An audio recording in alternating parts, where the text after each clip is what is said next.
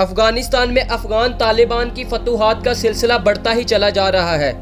हर रोज़ अफगान तालिबान एक नया इलाका फतह कर लेते हैं और बहुत ही तेज़ी के साथ अफगान तालिबान पूरे अफगानिस्तान पर काबिज होते जा रहे हैं। जब अमेरिका अफगानिस्तान में आया था उस वक़्त अफगानिस्तान के सिर्फ 16% हिस्से पर अफगान तालिबान का कब्जा था, लेकिन अमेरिका इतनी बुरी तरह अफगान तालिबान के हाथों जलील हुआ है कि इसने न सिर्फ हज़ारों की तादाद में अपने फौजी मरवाए, बल्कि वो इलाके जो अफगान तालिबान के कंट्रोल में नहीं थे उस पर भी अफगान तालिबान का कब्जा करवा दिया। 9/11 के वाक़े के बाद अमेरिका ने अफगानिस्तान में अपनी फौजें दाखिल की थी और अफगानिस्तान में न सिर्फ अमेरिकन फौजें थी बल्कि यहाँ 47 मुल्कों की फौजें भी दाखिल हुई थी, जो इनके मुताबिक अफगान तालिबान जो कि दहशत गर्दों का ग्रुप है इसको ख़त्म करने आए थे।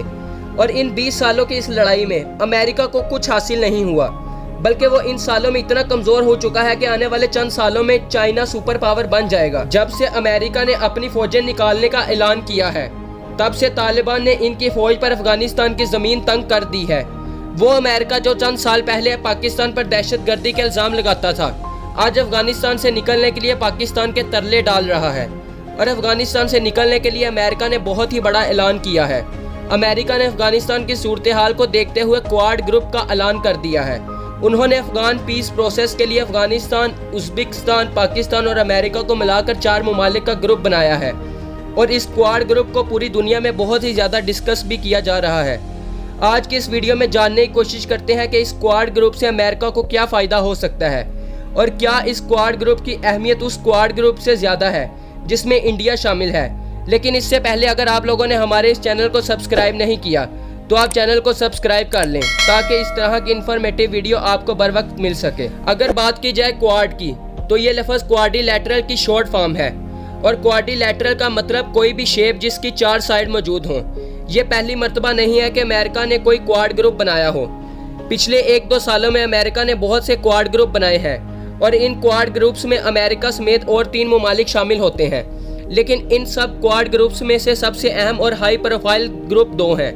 एक ग्रुप जिसमें इंडिया शामिल है और दूसरा ग्रुप जिसमें पाकिस्तान। अमेरिका का भारत के साथ क्वाड ग्रुप जिसमें यूएस, जापान, इंडिया और ऑस्ट्रेलिया शामिल है। इस क्वाड ग्रुप का प्रॉपर नाम क्वाड्रिलैटरल सिक्योरिटी डायलॉग है और तमाम क्वाड ग्रुप्स में सबसे अहम ग्रुप माना जाता है, जबकि दूसरा अहम क्वाड ग्रुप कुछ देर पहले अमेरिका ने बनाया है जिसका नाम अफगान क्वाड है। इस क्वाड ग्रुप में यूएस, पाकिस्तान, उज़्बेकिस्तान और अफगानिस्तान शामिल है। इस वक्त इंटरनेशनल न्यूज़ में अफगान क्वाड और क्वाड्रिलैटरल सिक्योरिटी डायलॉग क्वाड को बहुत ज़्यादा डिस्कस किया जा रहा है।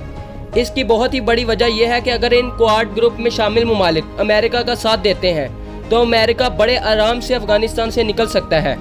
अगर बात की जाए अफगान क्वाड की जिसमें पाकिस्तान शामिल है तो इसका काम उस चीज़ को देखना है कि तालिबान इस रीजन में मुकम्मल तबाही ना मचा दें। अमेरिका को इस वक्त सबसे बड़ा खतरा यह है कि अफगानिस्तान में फिर से अलकायदा जैसे ग्रुप दोबारा एक्टिवेट ना हो जाए। लेकिन पूरी दुनिया इस चीज़ को लेकर बहुत ही ज़्यादा हैरान है कि अमेरिका ने किस बेस पर इस नए क्वाड की कंट्रीज़ को सिलेक्ट किया है, क्योंकि इस क्वाड की कंट्रीज़ में पाकिस्तान और अफगानिस्तान दोनों को शामिल कर लिया गया है। कुछ दिनों से अफगानिस्तान पाकिस्तान पर इल्ज़ाम लगा रहा है कि पाकिस्तान अफगान तालिबान की मदद कर रहा है और एक समिट के दौरान अफगानिस्तान के प्राइम मिनिस्टर अशरफ गनी ने इमरान खान के सामने पाकिस्तान पर इल्ज़ाम लगाया कि 10,000 से ज़ायद मुजाहिदीन के ग्रुप्स को पाकिस्तान से अफगानिस्तान में अफगान तालिबान की मदद के लिए भेजा गया है। Intelligence estimates indicate the influx of over 10,000 jihadi fighters from Pakistan and other places in the last month, as well as support from their affiliates in the transnational terrorist organization. जिसका जवाब इमरान खान ने कुछ इस तरह से दिया। President Ashraf Ghani mentioned Pakistan's negative role in this conflict going on in Afghanistan. To blame Pakistan for what is going on in Afghanistan, I feel is extremely unfair. And I feel really disappointed that we have been blamed for what is going on in Afghanistan. Let me just say that the country that is going to be most affected by turmoil in Afghanistan is Pakistan. I can assure you that no country has tried harder to get Taliban on the dialogue table than Pakistan. जबकि अफगानिस्तान के vice president ने पाकिस्तान पर इल्ज़ाम लगाते हुए ये कहा था कि पाकिस्तान की एयरफोर्स से उनको वार्निंग मिली है कि अगर उन्होंने तालिबान पर हमला किया तो Pakistan air force Afghan forces पर अटैक कर देगी। और इस स्टेटमेंट को पाकिस्तान ने टोटली डिनाई कर दिया है। तो किस बेस पर ऐसे दो ममालिक जिनमें रिलेशन इतने ख़राब हों उनको एक ग्रुप में शामिल किया जाए? इसका जवाब अमेरिका ने एक नोटिफिकेशन में देने की कोशिश की है। इसमें उन्होंने कहा कि हम इस खित्ते में अमन चाहते हैं और हम 4 ममालिक मिलकर सेंट्रल एशिया में लॉन्ग टर्म पीस, अफगानिस्तान में स्टेबिलिटी, ट्रेडिंग और कनेक्टिविटी को इम्प्रूव करेंगे।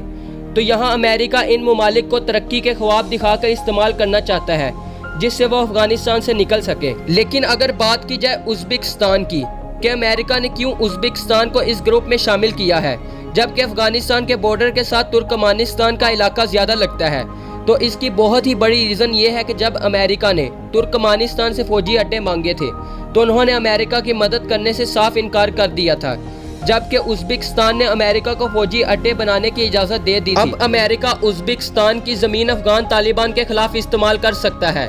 इन वजूहात की बुनियाद पर उज़्बेकिस्तान को इस ग्रुप में शामिल किया गया है। अब पाकिस्तान को बहुत ही अहम फैसले लेने पड़ेंगे कि यहाँ फिर से दहशतगर्दी शुरू ना हो जाए। उम्मीद करता हूँ दोस्तों आज की इस वीडियो से भी आपको बहुत कुछ सीखने को मिला होगा। अगर आप लोगों को मेरा काम पसंद आता है तो आप चैनल को सब्सक्राइब और वीडियो को शेयर करके मेरे काम को सपोर्ट भी कर सकते हैं। तब तक के लिए अल्लाह हाफ़िज़।